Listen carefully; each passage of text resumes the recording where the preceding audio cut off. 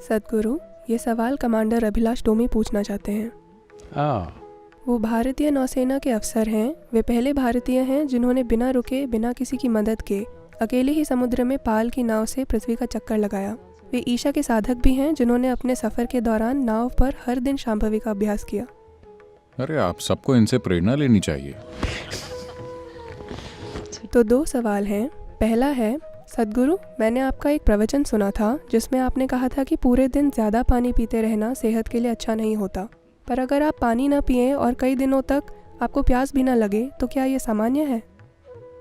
और दूसरा सवाल है, जिस तरह से सूरज और चांद समुद्र के पानी पर असर डालते हैं और ज्वार भाटा बनाते हैं, उसी तरह क्या वो इंसान और जानवरों के शरीर पर भी असर डालते हैं? पानी न पीने की बात करें तो ऐसा अभिलाष के साथ हुआ होगा जब वो समुद्र पर थे। मैं चाहता हूं कि आप ये समझें, समुद्र में 2 या 3 महीने तक अकेले रहना, एक इंसान की नाव हो, तो आपको आसपास की चीज़ों के साथ कई तरीकों से वाकई तालमेल में होना होगा। कुछ तरीके आप तर्क से समझ सकते हैं और कई तरीके जो कोई नहीं समझता, पर वो जानते हैं कि ये ऐसे काम करता है। कोई भी व्यक्ति जो लंबे समय तक समुद्र में रहा है वो ये समझता है। कोई भी व्यक्ति जो काफ़ी समय से हवाई जहाज़ उड़ा रहा है वो हवा और उसके बहाव की एक निश्चित समझ रखता है। ये सारा ज्ञान वैज्ञानिक नहीं होता और न ही ये बौद्धिक रूप से सही होता है, लेकिन वो बस जानते हैं कि ये ऐसे होता है और वो हमेशा वैसे ही काम करता है। ये ऐसा ही है जैसे पानी के हर जीव को वो चीज़ें पता होती हैं जो किसी नौसेना के ऑफिसर को पता नहीं होती। एक डॉल्फिन या व्हेल या शार्क समुद्र और पानी और उसके बर्ताव के बारे में जो चीज़ें जानती हैं वो दुनिया का कोई समुद्र विज्ञानी नहीं जानता, क्योंकि ये समझ बौद्धिक नहीं है, वो खुद उसका हिस्सा हैं। तो एक तरह से जब कोई बिना किसी इंजन की पाल की नाव में अकेले ही दुनिया का चक्कर लगाना चाहता है, तो जाहिर है कि आपको आसपास के पानी के साथ तालमेल में आना होगा, वरना आप यह नहीं कर पाएंगे। पहले तो आप इसे मानसिक तौर पर सहन नहीं कर पाएंगे। शरीर के कर पाने की बात भूल जाइए, मानसिक तौर पर ही आप उसे सहन नहीं कर पाएंगे जब तक कि आपके और पानी के बीच एक खास जुड़ाव ना हो। तो जब आप ऐसी स्थिति में होते हैं, खासकर जब समुद्र में होते हैं, तब ज्यादातर धूप में रहते हैं, जब आप वैसे हालात में होते हैं तब त्वचा की श्वसन प्रक्रिया काफ़ी बढ़ जाती है और आप पानी की सतह पर हैं, तो स्वाभाविक रूप से उमस होगी। आपके अंदर पानी जाता रहता है, आपके मुंह से नहीं, लेकिन आप लगातार पानी अंदर लेते हैं। अगर आप इसे जांचना चाहें तो अपना वजन मापिए। एक बाथटब में आधे घंटे तक बैठ जाइए और फिर अपना वजन मापिए। आपका वजन कुछ ग्राम ज्यादा होगा क्योंकि शरीर पानी सोख लेगा। तो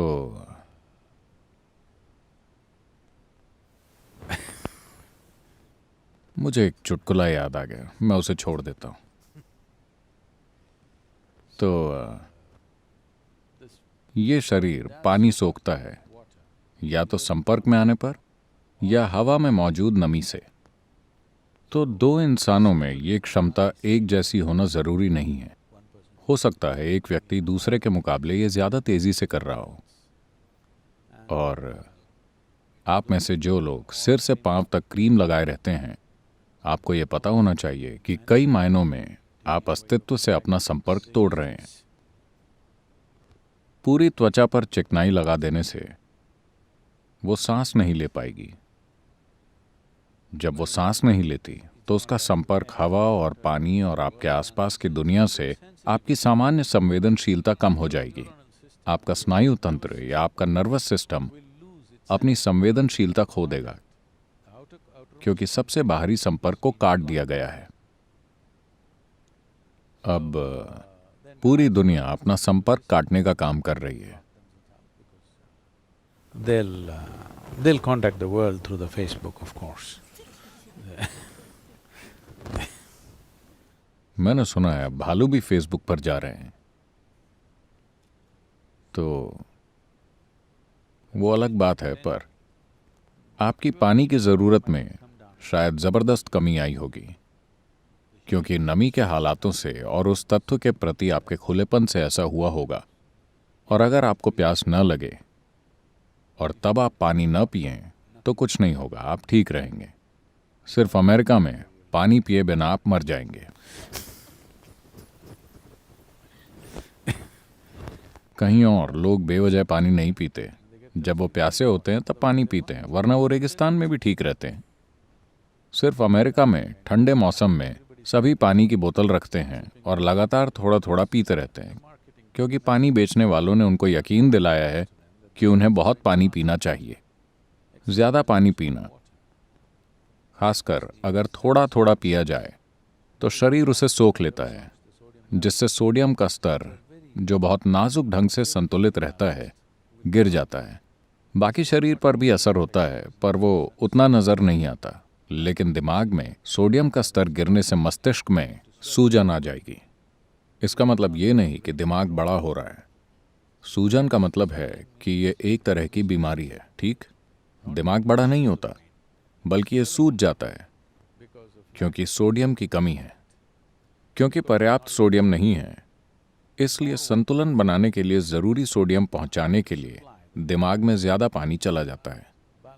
आपके दिमाग में ज़्यादा पानी का मतलब है कि आप में कीचड़ बन जाएगी। मानसिक असंतुलन आ जाएंगे अगर आप पानी को वाकई सोखने दें तो। देखिए, अगर आप एक बार में ही काफ़ी पानी पी लें तो शरीर तय करेगा कि कितना सोखना है, कितना फेंकना है। लेकिन अगर आप दिन भर थोड़ा थोड़ा पानी पीते रहते हैं तो शरीर थोड़ा धोखा खा जाता है और जितना इसे चाहिए उससे ज़्यादा पानी सोख लेता है। लेकिन मान लीजिए कि अभी आप 2 लीटर पानी पीते हैं, तो ये पूरा का पूरा आपके सिस्टम में नहीं जाएगा। जितना ज़रूरत है उतना वो ले लेगा, बाकी बाहर फेंक देगा। तो समुद्र पर होना और पानी न पीना, इसकी पूरी संभावना है। किसी को सिर्फ इसलिए पानी नहीं पीना चाहिए क्योंकि आपको लगता है ऐसा करना अच्छा है। पानी की बोतलें बनाने वाली कंपनियां आपको यही बता रही हैं, ठीक है? जब आपको प्यास लगे तब पानी पीना चाहिए, बस ये पक्का करने के लिए कि आप पर्याप्त पानी पी रहे हैं। Drink 10% more than what you actually need. जितनी आपको वाकई ज़रूरत है उससे 10% ज़्यादा पीजिए। 2 कप ज़्यादा पी सकते हैं, ये पक्का करने के लिए कि आप कम नहीं पी रहे हैं। अगर आप उस किस्म के नहीं हैं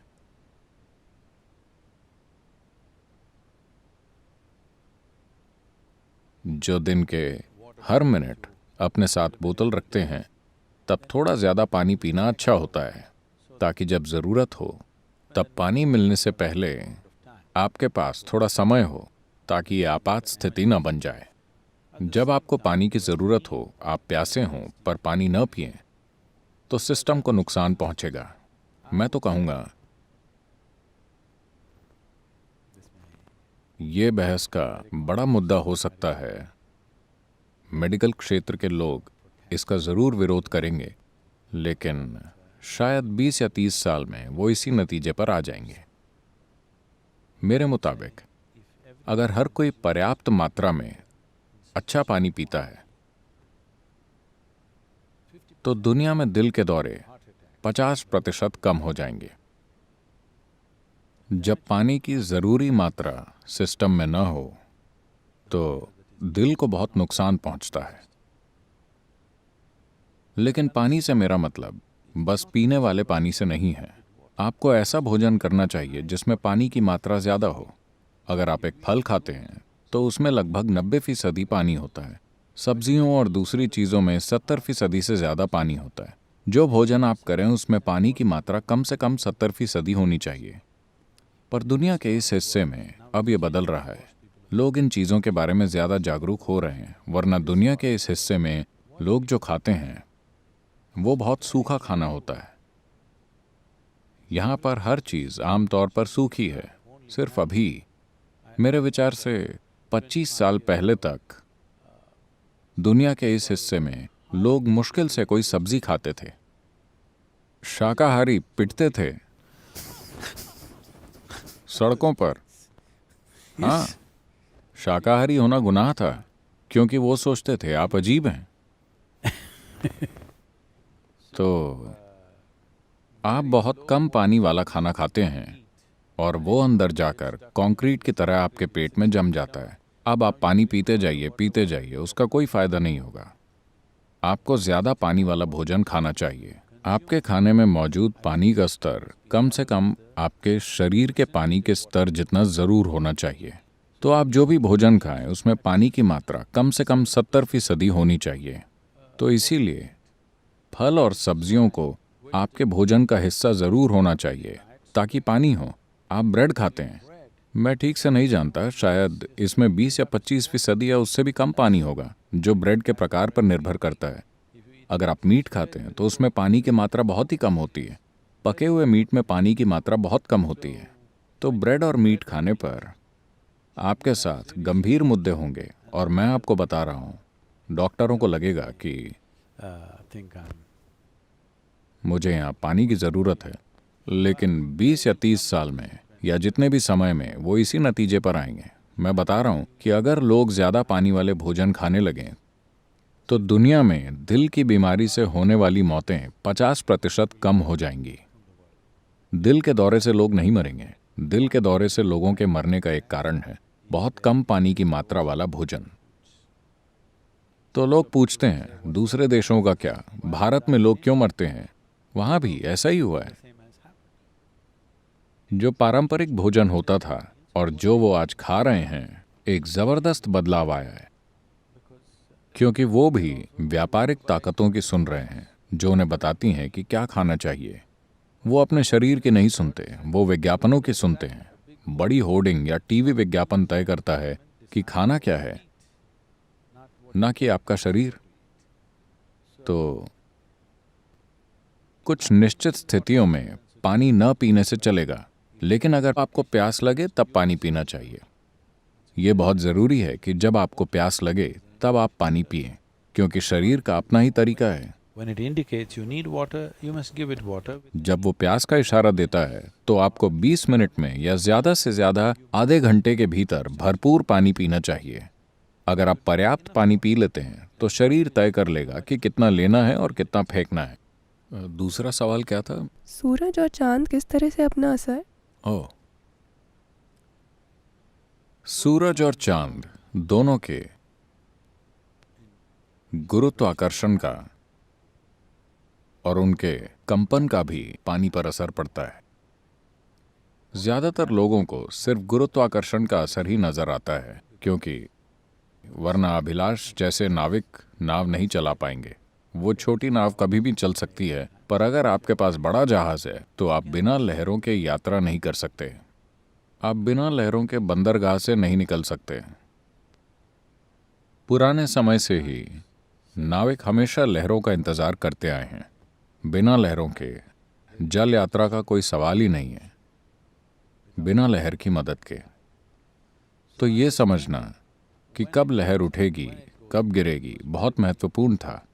आमतौर पर अगर इसे बहुत सरल तरीके से कहें, देखिए, ये वही गुरुत्वाकर्षण है जो पृथ्वी और चांद को चला रहा है। पर धुरी पर घूमने का अपकेंद्री बल और गुरुत्वाकर्षण बल किसी तरह से इतनी सटीकता से संतुलित है कि वो टिके हुए हैं एक साथ। लेकिन असल में सेंटर ऑफ मास एक ही जगह पर होता है, ये दो जगहों पर नहीं होता। तो एक गुरुत्वाकर्षण दो चीजों को, दो खगोलीय पिंडों को चला रहा है। आपको पता है पृथ्वी भी एक खगोलीय पिंड है। ये एक स्वर्गिक लोक है। आप स्वर्ग में हैं, आप असली चीज भूल रहे हैं। अगर आप मंगल ग्रह पर खड़े हों तो पृथ्वी स्वर्ग जैसी नजर आएगी या नहीं? ये एक स्वर्गिक लोक है और बेशक ये इस सिस्टम में सबसे अच्छा ग्रह है, कम से कम इस सौर मंडल में। निश्चित तौर पर यह इस सौर मंडल का स्वर्ग है ना? ठीक है, हम इसे बर्बाद कर रहे हैं, वो अलग बात है, पर यह खुद को ठीक कर सकती है। अगर हम गायब हो जाएं तो ये खुद को अच्छे से ठीक कर लेगी। अगर 50-60% लोग यहाँ से कहीं गायब हो जाएं, मान लीजिए वो मंगल ग्रह पर चले जाते हैं,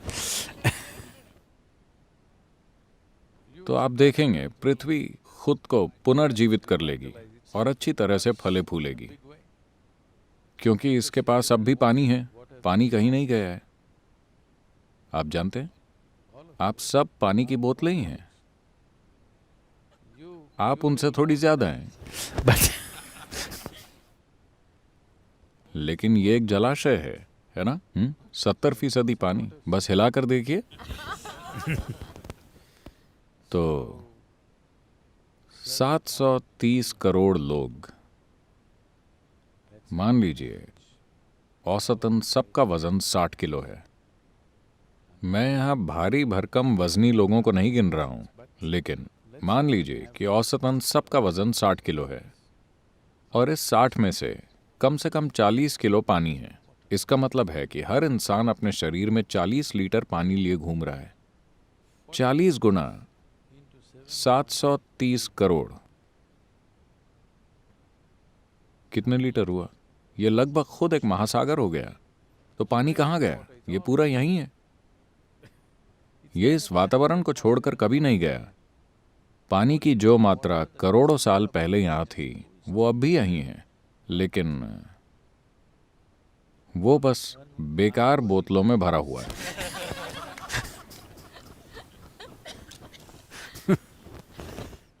तो सूरज और चांद का असर, गुरुत्व का असर तो नजर आता है, लेकिन कंपन का असर ज्यादातर लोगों को महसूस नहीं होता। लेकिन पूर्वी सभ्यताओं ने इसे एक जबरदस्त संभावना की तरह देखा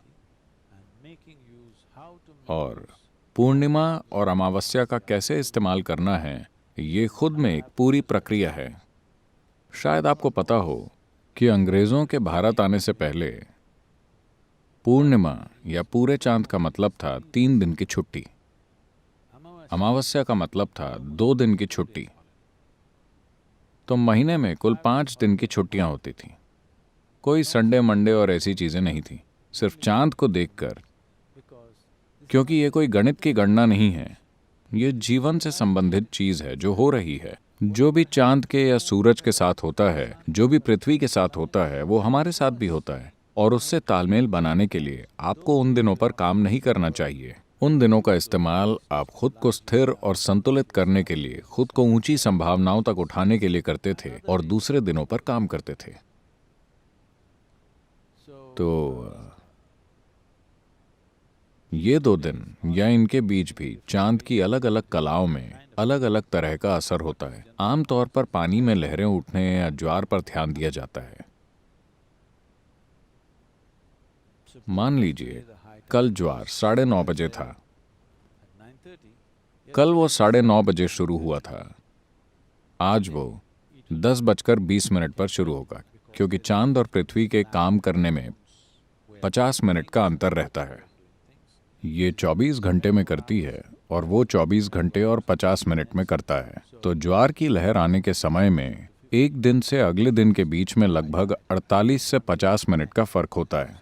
तो जब आप इस पर गौर करते हैं तो हर महीने इस चक्र की गिनती करना बहुत जटिल काम हो जाता है। हालांकि आज ये सब सैटेलाइट के जरिए डिजिटल तरीके से किया जा रहा है, वरना एक नाविक को अपने दिमाग में बहुत जटिल चीजें रखनी पड़ती हैं कि ये सब कैसे होता है, क्योंकि अगर आप ये नहीं जानते तो आप जिंदा नहीं रह पाएंगे। समुद्र का लगभग हर जीव ये बहुत अच्छे से जानता है। दूर उड़कर जाने वाले पक्षियों को भी ये अच्छे से पता होता है। और कुछ अनूठी जानकारियां हैं उन पक्षियों के बारे में जो किसी खास मौसम में कहीं जाते और लौट कर आते हैं, कि आखिर वो इस पूरी यात्रा प्रक्रिया को कैसे करते हैं। चांद के गुरुत्वाकर्षण बल का असर उड़ने वाली चीजों पर भी पड़ता है, खासकर जब आप अपने पंख हिलाकर अपनी ताकत से उड़ रहे हों। गुरुत्वाकर्षण और कंपन में होने वाले जरा से बदलाव भी उनको प्रभावित करते हैं। वो इसे कैसे संभालते हैं, कैसे वो इससे गुजरते हैं, ये बहुत दिलचस्प बात है। न सिर्फ पक्षी बल्कि कीड़े भी, क्योंकि दक्षिण भारत की ड्रैगन फ्लाई हर साल पूर्वी अफ्रीका की यात्रा करती है और लौट आती है। ये आपको कैसा लगा? सफारी? इतनी सी ड्रैगन फ्लाई, वो हर साल इतनी दूर पूर्वी अफ्रीका उड़कर जाती है, वहां प्रजनन करती है और वहां अपनी तादाद 3 से 4 गुना बढ़ाकर भारत वापस लौट आती है। और उन्हें रास्ता मालूम है, वो कभी रास्ता नहीं भटकती। वो हर बार इतनी दूर जाती हैं और लौट आती हैं। लेकिन अब बड़े बड़े जहाज़ों और एयरप्लेन का आना जाना उनको परेशान कर रहा है और उनमें से कई अपना रास्ता भटक रही हैं क्योंकि कंपन बदल गए हैं। एक बड़ा जेट प्लेन गुजरता है और यह उनकी दिशा ज्ञान की क्षमता को पूरी तरह से अस्त व्यस्त और उलझा देता है। मेरे ख्याल से ये हर जीव के साथ हो रहा है, इंसानों के साथ भी, कि हम जो स्वाभाविक रूप से कर पाते थे वो क्षमता खत्म होती जा रही है क्योंकि बहुत सारी मशीनें हैं और हमारे आसपास बहुत ज्यादा कंपन हो रहे हैं, तो संवेदनशीलता कम होती चली जाएगी। इंसान के मन और शरीर पर ग्रहों के असर को देखें तो इन खगोलीय पिंडों का सबसे ज्यादा असर पानी पर और उतना ही असर इंसान पर भी पड़ता है, दूसरे जीवों पर नहीं, क्योंकि हमारी रीढ़ खड़ी हुई है। अगर हम ऐसे होते तो वो हमें उस हद तक प्रभावित नहीं करते, क्योंकि हम ऐसे हैं, हम खड़ी हुई बोतलें हैं। उसकी वजह से खिंचाव ज्यादा लगता है और पानी का उठना हमको काफी ज्यादा प्रभावित करता है। हम जानते हैं कि ये कुछ लोगों को परेशान करता है। पूर्णिमा को कुछ लोगों को सरदर्द होता है, कुछ लोगों को दिमागी परेशानी होती है और ये सब होता है। चांद से या चांद की स्थिति से या चांद के गुरुत्वीय असर से मानसिक असंतुलन या सिर दर्द या कोई दूसरी समस्या नहीं होती। ये सिर्फ बढ़ा देता है। ये उस दिन आपको सिर्फ ऊंचा उठाता है क्योंकि दिमाग पर दबाव ज्यादा हो जाता है, दिमाग में तरल प्रवाह बढ़ जाता है। अगर आप प्रेममय हैं तो आप काफी ज्यादा प्रेममय बन जाएंगे। अगर आप आनंदमय हैं तो आप ज्यादा आनंदमय बन जाएंगे। अगर आप दुखी हैं तो आप ज्यादा दुखी हो जाएंगे। अगर आप ध्यान लगाते हैं तो आप ज्यादा ध्यानमय हो जाएंगे। अगर आप पागल हैं तो आप ज्यादा पागल हो जाएंगे। चांद कोई खास गुण लाने की कोशिश नहीं कर रहा, बस पानी ऊपर उठ रहा है, उसकी वजह से आपका अभी जो भी गुण है वो बढ़ जाता है। तो इंसान के शरीर पर चांद और सूरज की विभिन्न स्थितियों का जबरदस्त असर होता है। अगर हम इसके पूरे विस्तार में जाएं तो ये खुद में एक प्रक्रिया है। जैसा मैंने कहा, आमतौर पर लोग पानी पर पड़ने वाले सिर्फ गुरुत्वीय असर को देखते हैं, न कि कंपन के असर को। लेकिन आज ऐसे बहुत से शोध उपलब्ध हैं जो आपको बताते हैं कि अलग अलग तरह के कंपन या अलग अलग किस्म की ध्वनियों के प्रति पानी अलग अलग तरीकों से प्रतिक्रिया देता है। पता नहीं हमारे पास वो वीडियो है या नहीं है। हमारे पास क्या उसे चला सकते हैं? तो हम जिस तरह की ध्वनियां पैदा करते हैं उसी के मुताबिक पानी अलग अलग आकार, रूप और पैटर्न ले लेता है, जो विभिन्न ध्वनियों के लिए ज्यामितिक दृष्टि से बिल्कुल सही पैटर्न होता है। और आपको पता है कि शेफील्ड यूनिवर्सिटी ने यह शोध कुछ साल पहले किया था। अब लोगों ने मुझे बताया कि नासा ने कुछ छापा है जो बताता है कि उन्होंने सूर्य की ध्वनि को रिकॉर्ड किया है। क्या आपने इसके बारे में सुना है? तो उससे स्पष्ट आम की ध्वनि आ रही है। तो ये चीजें हमारे लिए नई नहीं हैं। हमने इन चीजों पर गौर किया है क्योंकि इस शरीर की हर कोशिका सूर्य से ऊर्जा प्राप्त करती है। आप इसे कई नाम दे सकते हैं, लेकिन वास्तव में चाहे आप कोयला जलाएं या आप डीजल या पेट्रोल जलाएं या न्यूक्लियर ऊर्जा, आप चाहे जो भी करें, असल में ये सब सौर ऊर्जा ही है जो परिवर्तित होकर विभिन्न तरीकों से जमा हो गई है ना? अगर सूरज ना होता तो यकीनन कोई हाइड्रोकार्बन भी नहीं होते, कोई सवाल ही नहीं उठता है। तो हर चीज जो प्रकृति में हो रही है, जीवन के विभिन्न रूप जो भी आकार और रूप ले रहे हैं, वो काफी हद तक इससे संबंधित हैं कि पानी का कंपन कैसा है आपके अंदर भी। आपके भीतर पानी किस तरह से कंपन कर रहा है, आपका रूप उसी किस्म का होता है। आप जो भी शारीरिक रूप और मानसिक रूप लेते हैं वो काफी हद तक इसी पर निर्भर करता है और आपका बहुत बहुत शुक्रिया।